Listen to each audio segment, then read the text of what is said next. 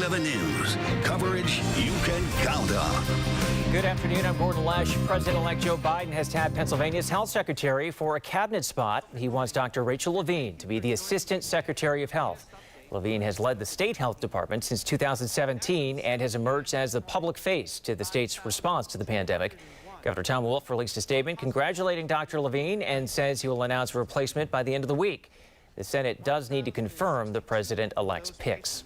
In a statement, Joe Biden said Dr. Rachel Levine will bring the steady leadership and essential expertise we need to get people through this pandemic, no matter their zip code, race, religion, sexual orientation, gender identity, or disability. State health officials are giving us an update right now on COVID-19, and we are monitoring a press conference, and we'll bring you any new developments in this newscast. And the Allegheny County Health Department has released its daily report. They have learned of 434 new COVID cases since yesterday. The positive test results are all from the past week. No additional deaths were reported.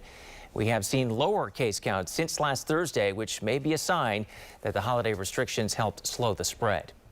The U.S. has, though, reached a grim milestone. According to an NBC News tally, there have been more than 400,000 coronavirus deaths now. The U.S. confirmed its first case a little less than a year ago on January 21st, 2020. Tonight, the country will honor the lives lost to COVID. The memorial is part of the inauguration of President-elect Joe Biden and Vice President-elect Kamala Harris. That event will be held at the Reflecting Pool near the Lincoln Memorial, and that is set for 5:30 tonight. Buildings nationwide will be lit up to recognize the lives lost. The city of Pittsburgh will take part by illuminating the city-county building in amber, and other government and downtown buildings will also be participating. The Allegheny County Health Department is asking people to be patient with the vaccine rollout. Right now, the county is in phase 1A, and health officials say they're vaccinating as fast as possible, and say our region has a higher than average number of people who are eligible right now because we have so many health systems here. As of this morning, there are still 2,269 organizations representing more than 57,000 employees, which are in phase 1A, awaiting vaccination. Thankful to be alive. I'm thankful that we're out of the house and that we're safe. A heartbreaking interview with a woman who was forced from her home by fire in Fayette County. 3 families escaped the fire, but their homes were destroyed. Channel 11's Mike Holden first followed the fire on East Gibson Avenue in Connellsville as it was breaking this morning, and he has the latest on the rush to rescue the victims. Flames destroyed this duplex in the neighboring home right here in Connellsville. In total, 3 families have lost everything. But despite this damage, the woman who lives right here says she is relying on her faith, and she's truly grateful. I'm just thankful to be alive. I'm thankful that we're out of the house and that we're safe, but I feel sorry that we all lost everything. Michelle Schmuck is counting her blessings today. The Connellsville resident choked back tears as she took us through the terrifying moment she experienced overnight when her beloved duplex burst into flames. She was sound asleep when she heard commotion coming from outside around 4 o'clock this morning. That's when she and her son checked to see what was happening. The neighbors were outside yelling and screaming and carrying on, and they said the house was on fire and we needed to get out of the house, so we all grabbed some things and we got out of the house. Within minutes, Michelle's East Gibson Avenue duplex was fully engulfed. The flames spread almost immediately to the neighboring White House next door. John came running over and said, "Come on, guys, you got to get out now. You have to move really quick. Let's go." Fire crews spent hours working to contain the fire, battling the flames as well as the frigid temperatures. Michelle, her teenage son, their dog, a couple with a baby on the other side of the duplex, and the family next door all managed to get to safety. Michelle says during the chaos, it became a blur, and she turned to God. I would like to thank the gentleman who stood here and said prayers with me. Michelle says this morning has been an emotional roller coaster, but she still has what matters most: her family, her faith, and a treasured painting her grandmother gave her. She has this message to her neighbor, who she credits with saving everyone's lives. I'm going to tell John thank you so much for coming and pounding on the door and yelling for the boys to get the boys moving too. And I pray for him and Mandy and their baby girl, and I pray for them, and I hope that God watches over them. And the fire marshal is actively investigating and working to determine a cause. Meantime, the American Red Cross is now assisting those who have been displaced. Reporting in Connellsville, Mike Holden, Channel 11 News. And no one was was seriously hurt there. Another fire in Carnegie this morning. This one jumped at 3 homes. When first responders got there, flames were shooting out of the window of one home. Police say a man who lived there tried to put out the flames himself when something in the living room caught fire. Firefighters battled those flames for 2 hours before it was put out, and no one was hurt. It has been a difficult several days for firefighters. This morning we learned an 80-year-old man died weeks after his home was destroyed by a fire. Bernard Zanovich died Friday at UPMC Mercy. He had been in the hospital since the fire at his Bell Township home back on December 28th. His son also died in that fire. The cause is still unknown. New video out today is giving us a look at how a police chase ended in Washington County, and you can see an SUV crash through a yard, ending up down that steep hill there. The driver who took off running is still out there, and this all unfolded yesterday when the driver crashed right into another vehicle near Bentleyville and then took off. Channel 11's Alyssa Raymond has the developing details. A lot happened here, and police say they're still looking for this man. They say he led them on a high-speed chase on I-70 out in Washington County, and then he ended up crashing his car into a utility pole and into another parked car right off the Bentleyville exit. We got some new cell phone video in overnight. Take a look at it and just hear the emotion in this woman's voice. There's my car. My car's down there. So in this cell phone video, you could kind of briefly see the white car. That's the one that crashed into the utility pole. And then the impact pushed this woman's car all the way down the hill. Police say after this crash, the suspect ran away. Police have been looking for this man ever since 5 p.m. yesterday. His name has not yet been released. We also found out a burglary was reported in the area. State police say they do believe it's connected. What we're being told about that is that a man broke into a home, but the owner of the home confronted him. The suspect ran off again. And state police are telling people to lock their doors, stay put, and stay alert. And obviously, if you see anything suspicious or out of the ordinary, call police. Reporting this afternoon, Alyssa Raymond, Channel 11 News. Well, some sunshine today, but still colder than normal. Meteorologist Danielle Dozier has her forecast in Severe Weather Center 11. Gordon, it is nice to see the sunshine out there, but it is still freezing, and we've got a wind chill that is down in the 20s. There you go. You can see it. 13-mile-per-hour wind out of the west-southwest is making it feel even colder. But yes, a nice glimpse of the sunshine today. 34 in Greensburg right now. It is 34 in Washington. Colder up in Butler at just 30. Wind chills are in the lower 20s. So if you are heading out for a walk, that's what it's going to feel like. Our air temperature will only be climbing to the mid-30s this afternoon. You can see the hourly forecast here, and then dipping to about 33 at 7 p.m. We will actually keep the forecast dry through the remainder of the daylight hours. I am tracking some more widespread snow that's going to be moving in late tonight. I'll walk you through my forecast of when that moves in and how much I think we'll see into tomorrow morning coming up. All right, thanks, Danielle.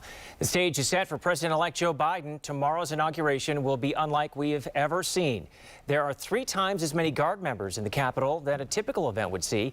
They'll spend today securing areas around the Capitol and Mall. And breaking in the last few minutes, 2 National Guard members are being removed from the mission to secure the inauguration as U.S. intelligence vets Guard members. NBC's Jay Gray is in D.C. with a closer look at Biden's plans today and the show of force there. The buildup of troops, the building of fences, blocking off roads and bridges, an unprecedented security presence now in place in the nation's capital. More than 25,000 National Guard soldiers and airmen, alongside federal agents, state and local police. Don't let it be lost on you, the history of this moment. As President-elect Joe Biden makes his way to Washington for tomorrow's inauguration. Like the core of the city, the National Mall is locked down.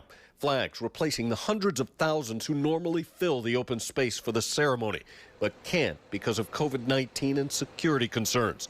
The president-elect will spend time here later today, honoring the now more than 400,000 Americans lost to the virus. Framed by the deadly attack on the Capitol, some have suggested carrying out the transfer of power at an undisclosed indoor location. But organizers say they're confident the process can continue just like it has for more than 200 years. At this point, there's every reason to believe we can go forward with the inauguration outdoors. Even if the inauguration was indoors, there'd be a lot of security anyway.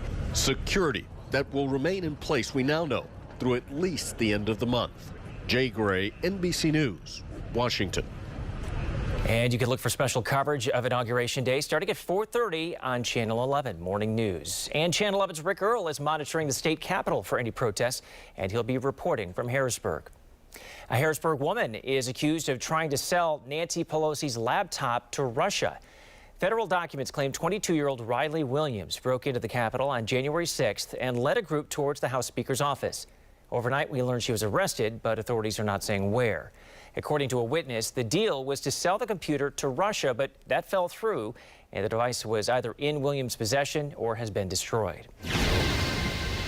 An arrest warrant is out for the man accused of shooting a father and son in Rankin. Police say Marquise Gibson fired the shots last week in Hawkins Village. One of the victims told police a man wearing a mask got out of a car, walked toward them, and started firing. When the gunman ran away, he pulled the mask down from his face, and that's how police were able to identify him.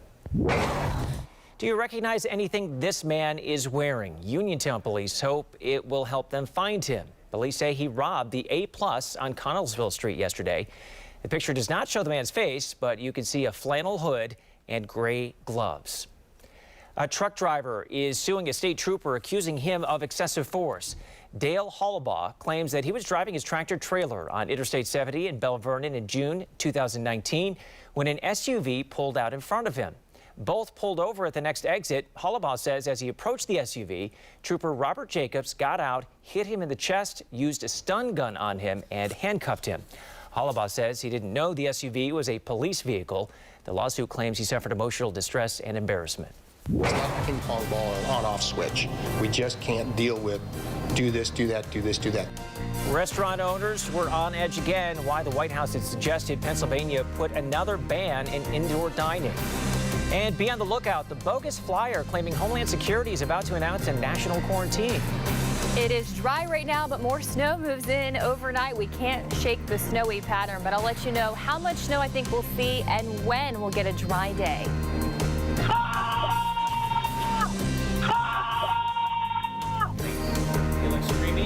New hotline created by a teacher that is making waves.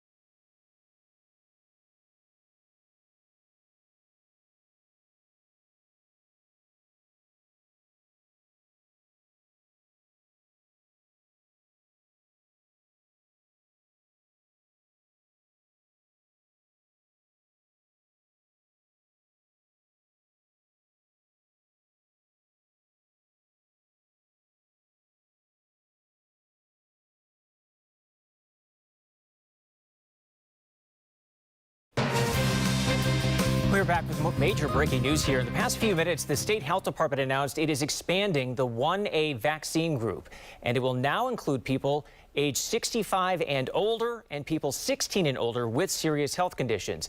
That change aligns with the latest CDC recommendations. Message from the Pennsylvania National Guard here. If you see this flyer, it is fake. It says Homeland Security is going to announce a 2-week national quarantine and claims troops will be in place across the state to prevent looting and riots. The National Guard says nothing like this is planned and those flyers are bogus.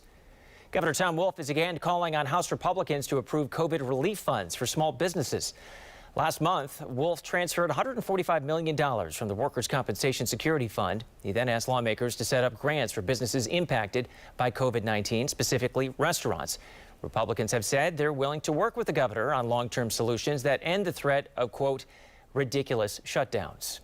Speaking of shutdowns, the White House says that Pennsylvania should ban indoor dining for a 4th time. Channel 11's Jillian Hartman spoke with an infectious disease doctor to find out why.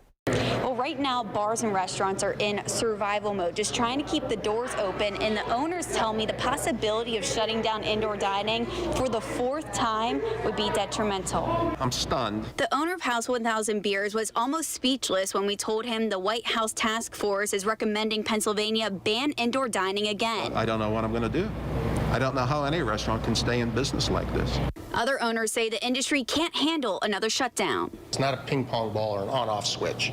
We just can't deal with do this, do that, do this, do that. The White House task force issued a report last week recommending a list of additional mitigation measures for Pennsylvania to help slow the spread of COVID-19, which included extending the indoor dining ban until at least January 25th, after MLK Day and Inauguration Day, to avoid gathering during these events. I just can't always believe that all the other places that are still open, and it all comes down to the bars and restaurants that are causing the spikes. The state lifted the indoor dining ban on January 4th after a 3-week shutdown during the holidays. A lot of businesses can't take a hit like that repeatedly over and over. We're running out of string. Owners say they are still playing catch up after that tremendous blow and trying to make enough to pay the bills and staff. And not to mention the servers. The servers are going to be out on the street again. Today, I did ask an infectious disease doctor with UPMC why the White House task force would make this recommendation. My guess is that Pennsylvania has really been behind in terms of vaccination of the general public. A number of other states have, started vaccinating people over 65 years old. I think that the people coming into restaurants still have not really started the immunization process. Dr. Weber says the COVID-19 surge right now is worse than what we saw over the summer. But with proper restrictions, he says indoor dining can be done safely. In the meantime, owners are pushing to reopen bar service. The biggest challenge at the moment, and why I would stand here, is the bar top. Corona doesn't just go this way. Now, in recent press briefings, state leaders have not indicated that more mitigation measures will be put in effect for bars and restaurants anytime soon. Reporting in Warrendale, I'm Jillian Hartman, Channel 11 News. If you've been having trouble sleeping, you might be suffering from what experts are calling coronasomnia. Doctors say things like stress from online work or school combined with less exercise and more screen time are just a few of the factors that could lead to this problem. Experts believe more than half the U.S. population could be struggling from coronasomnia right now.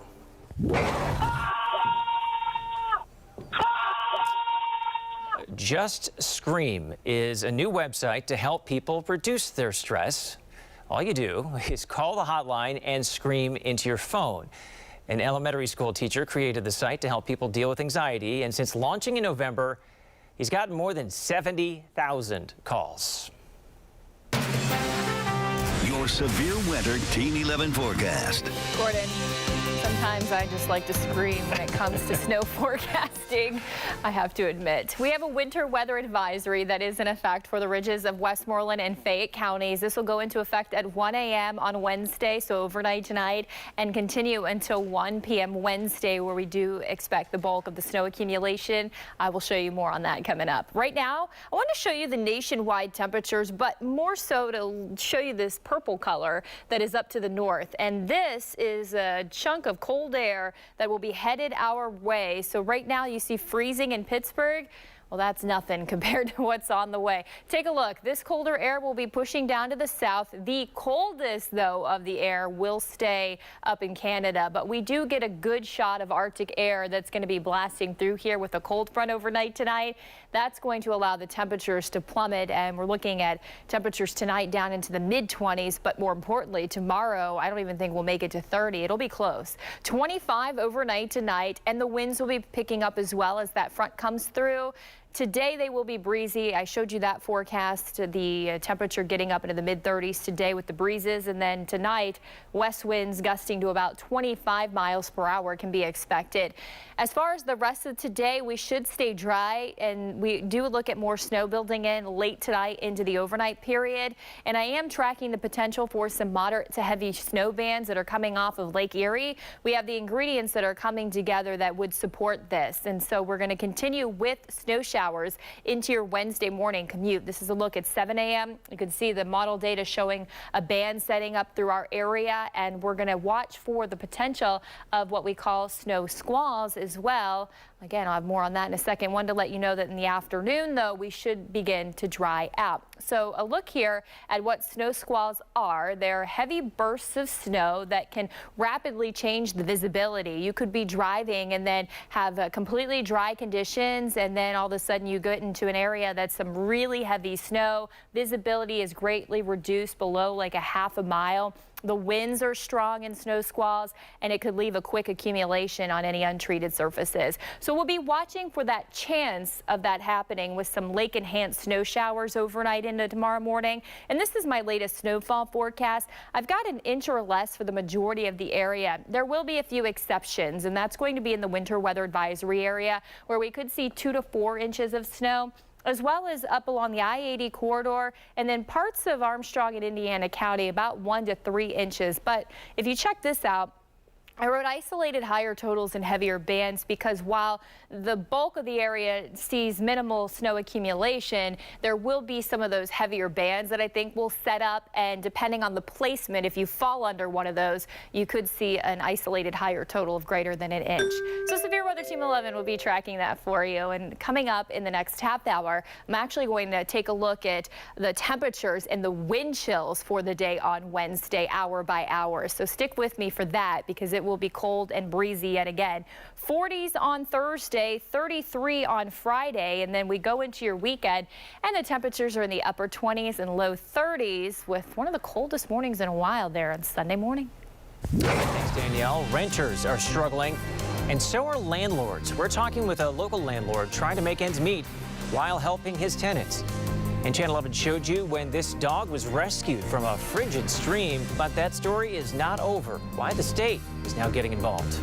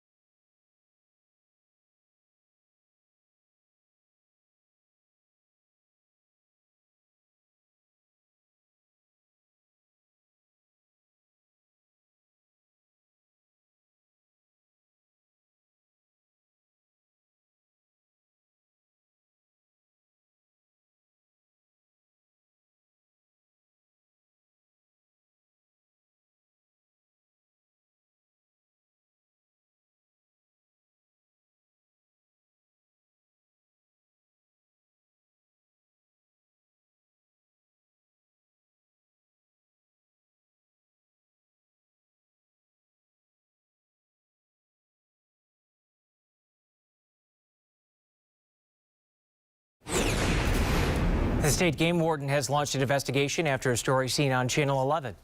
Hey. We showed you this video last week, and you could see a dog struggling in an animal trap.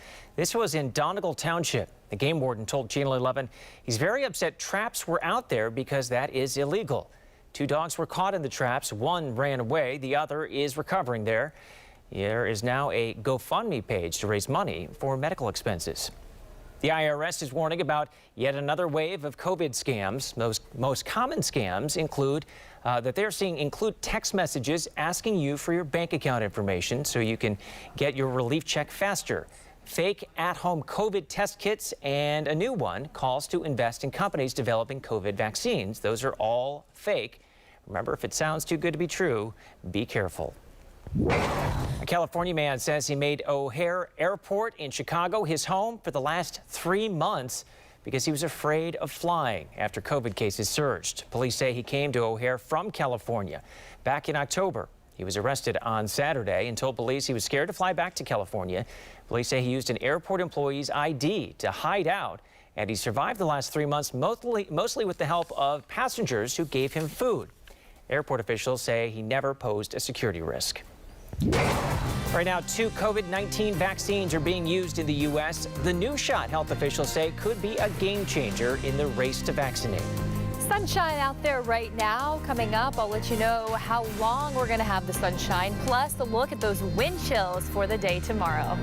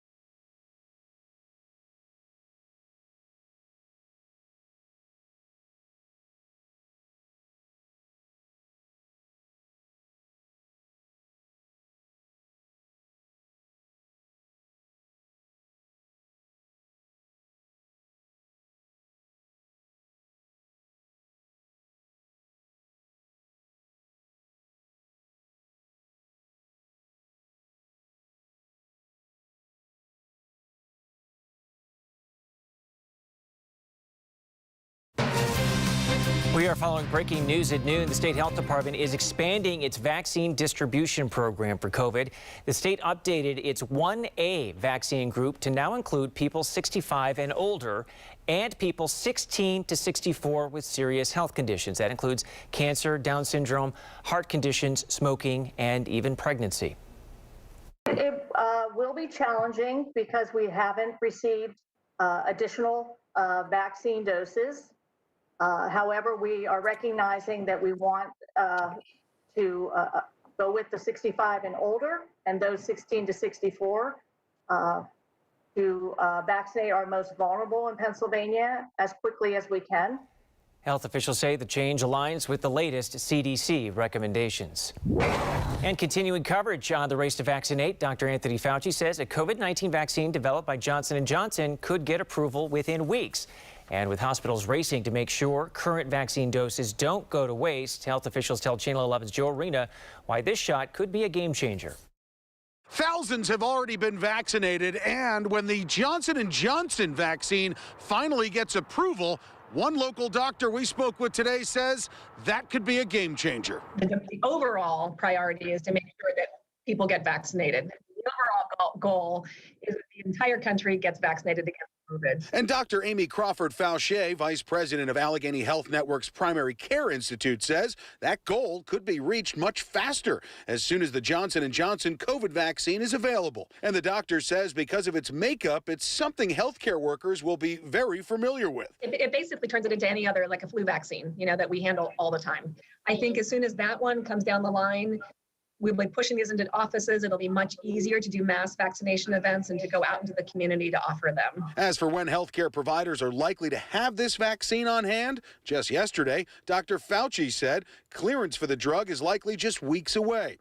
And once emergency authorization is granted, it could just be a matter of another week or two before it's in hospitals. In Pittsburgh, Joe Arena, Channel 11 News.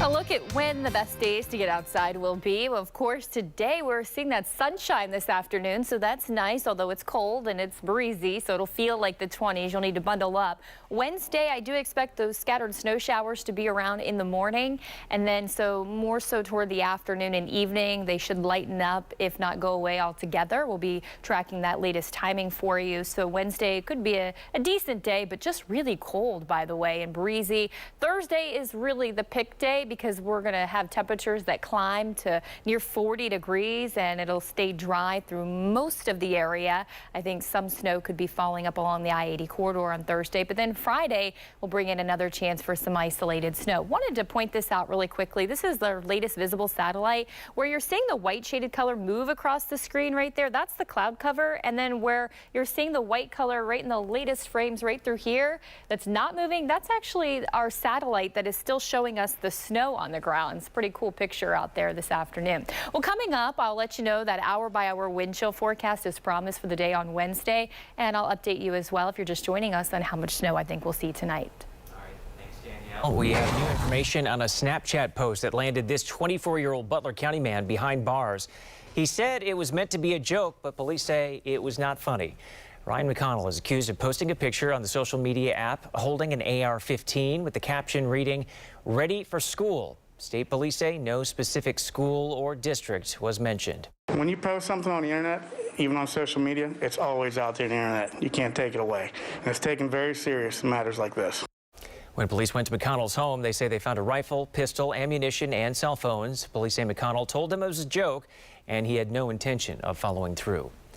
Pittsburgh's faith community is being honored for its response to the Tree of Life shooting. The community is being recognized as part of the Museum of the Courageous inaugural class for the support, comfort, and acts of solidarity it displayed after the tragedy.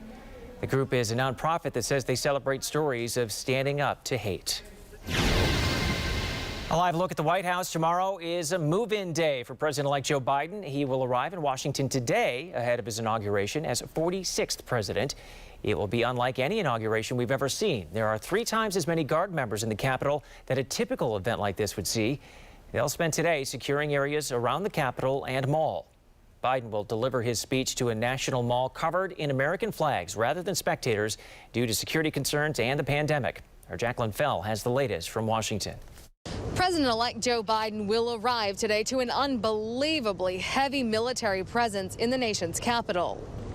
Thousands of National Guard troops are securing the U.S. Capitol grounds, where police were overwhelmed just 2 weeks ago by an angry mob. The security threats are even impacting how President-elect Biden gets to Washington today. He's flying instead of taking the Amtrak train, which is his favorite way to travel here. This inauguration was going to look different even before the Capitol attack because of the coronavirus pandemic. Biden will take the oath of office in front of a sparse crowd. Biden's team and D.C. leaders have urged people to stay home. The 200,000 tickets that would normally be given out at a presidential inauguration has been reduced to a little more than 1,000 for members of Congress, former presidents, and other special guests. In Washington, Jacqueline Fell, Channel 11 News. And you can look for special coverage of Inauguration Day starting at 4:30 a.m. on Channel 11 Morning News. And Channel 11's Rick Earl is monitoring the state capitol for any protests, and he'll be reporting live from Harrisburg. It was just like complete disarray. They just didn't have their act together. He's talking about the CARES Act funding meant to help people struggling to pay rent because of COVID. The local landlord says he hasn't taken a paycheck in almost a year because the people who rent from him can't afford to pay. The bills for 41 properties are falling on Robert Dean, and he says the CARES Act isn't helping. 10% of his tenants applied for rent relief, but Dean says only a few got enough money for a few months' rent. The government can hand out millions in PPP loans, but can't really help the mom and pop landlords. $108 million of the state's $175 million set aside for homeowners and renters went unused and went to the Department of Corrections. Allegheny County is asking neighbors who need help paying rent or utilities to check back in with them on February 1st when they expect more funding will be available. It's awfully dangerous and scary situation. A local park vandalized what police say was left behind that helped them track down the driver that caused the damage.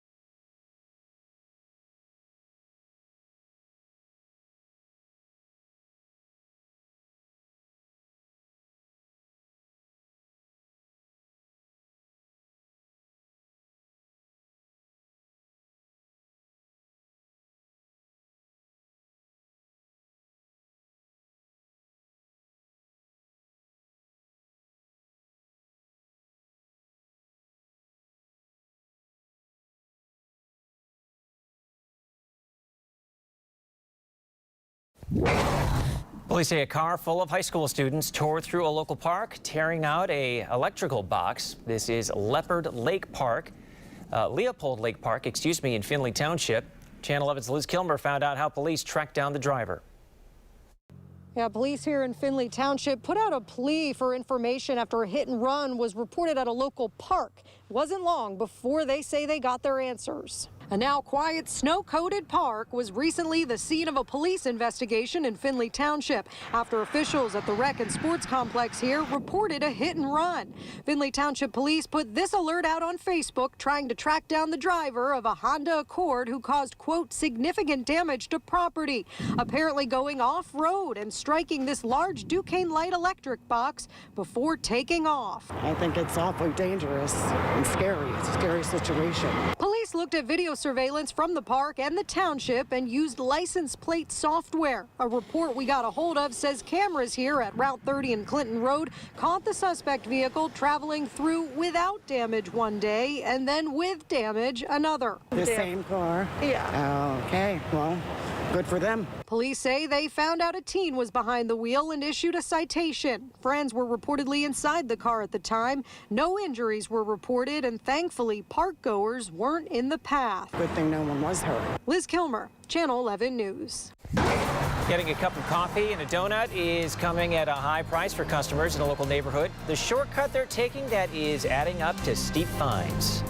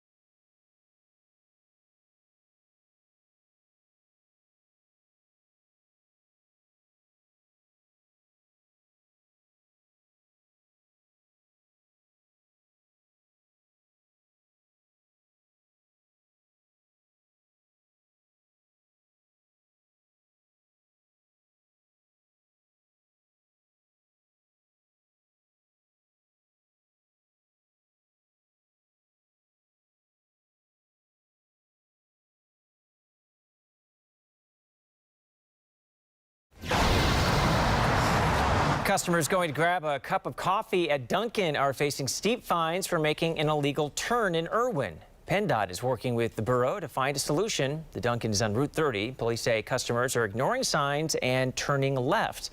Officers say it's dangerous and they're stepping up patrols, and fines can be around $182.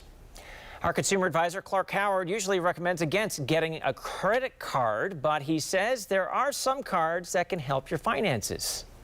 If you've resolved that you're going to get your finances in ship shape, I got something for you. If you are somebody who pays your credit card bills in full every month, there are certain cards that are the most rewarding for you. And right now, what I like is cash back. So I want you to know the Citi Double Cash really is a great deal. I know the ads say it is, it truly is, where you effectively get 2% cash back on everything you charge. If you are an ultra high volume charger though, I want you to know about the Alliant credit card. It has an annual fee, but you get 2.5% back on everything you do. And then Fidelity Investments, for its account holders, has a no annual fee 2% cashback card as well. I have a new guide to the best cash back for various situations that we've just updated for 21 at clark.com. So, you know the commercial, what's in your wallet? I want you to make sure you have the right cards in your wallet. I'm Clark Howard. Your severe weather Team 11 forecast. Well, if you're going out for a run this afternoon, have your layers on. The temperature will be in the low 30s. We'll top out close to about 34 this afternoon and then freezing at 7 o'clock. And as the sun goes down, it's going to turn colder, especially as the cold front moves in. That cold front will allow some snow showers to build in, and the winds will be kicking up as well, limiting visibility. Look at our snow impacts for the overnight period and into early Wednesday morning. Medium in the I-80 corridor, the mountains, the ridges area, high impacts there because we do expect some of the bulk of the accumulation to be in that area.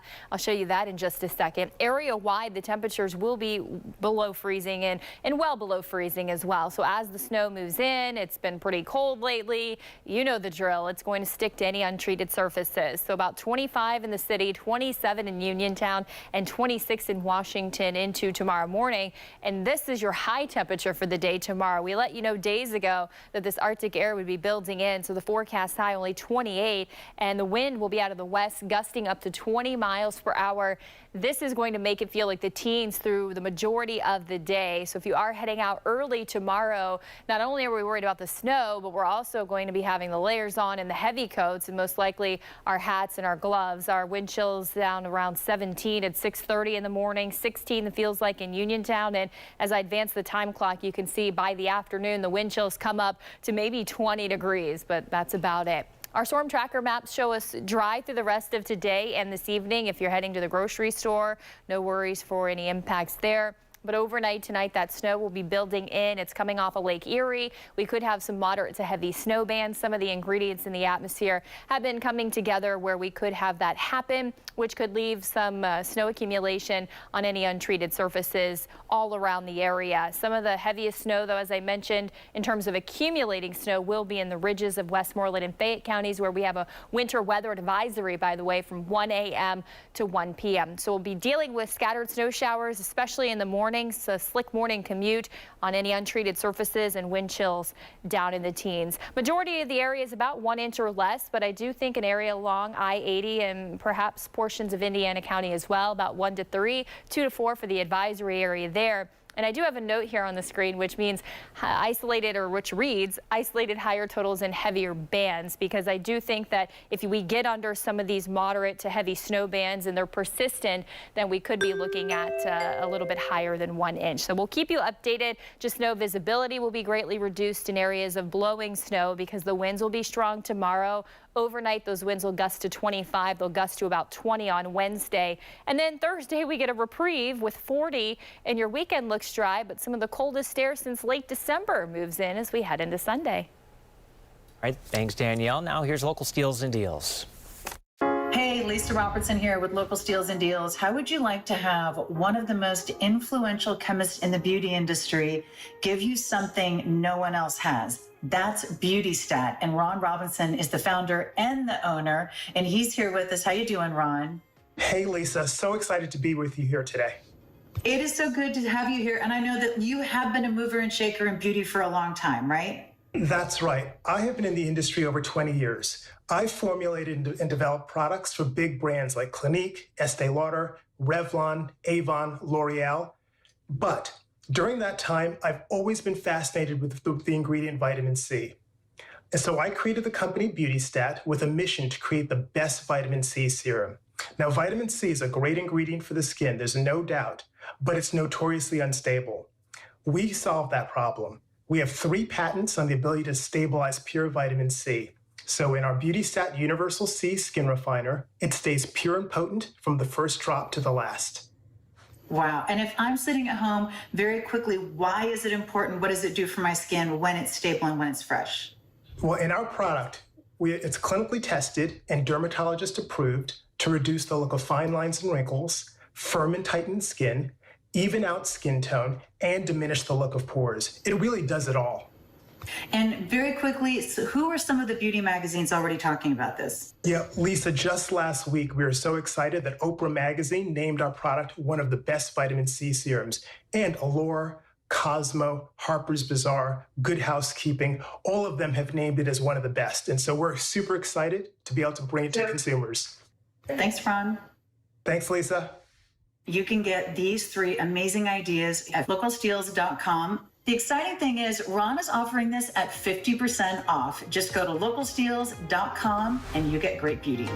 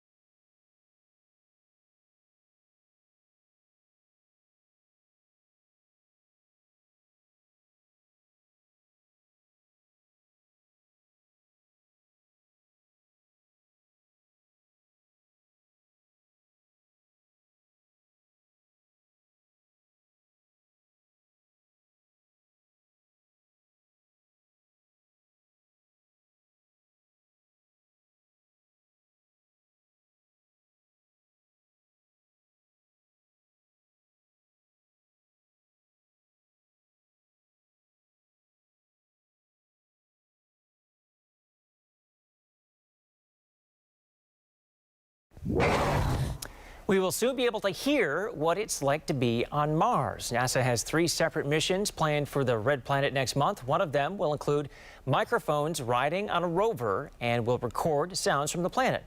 NASA expects to hear noises like wind and the rover as it works. The post office is shining a spotlight on the sun in 2021. NASA's images of the star at the center of our solar system can be found on Forever stamps. The 20-stamp set is comprised of 10 images, including the sun's coronal loops and ultraviolet light. Another chance at the Mega Millions jackpot is tonight. An estimated jackpot just jumped again. It's now $865 million. It is the 3rd largest prize in lottery history. The next drawing is tonight again. And the next Powerball drawing is tomorrow night. That current jackpot is $730 million. And you can watch both of those drawings right here on Channel 11 during WPXI Tonight. That's all for Channel 11 News at noon. Our next newscast is tonight at 5. Thanks for watching. Have a great day.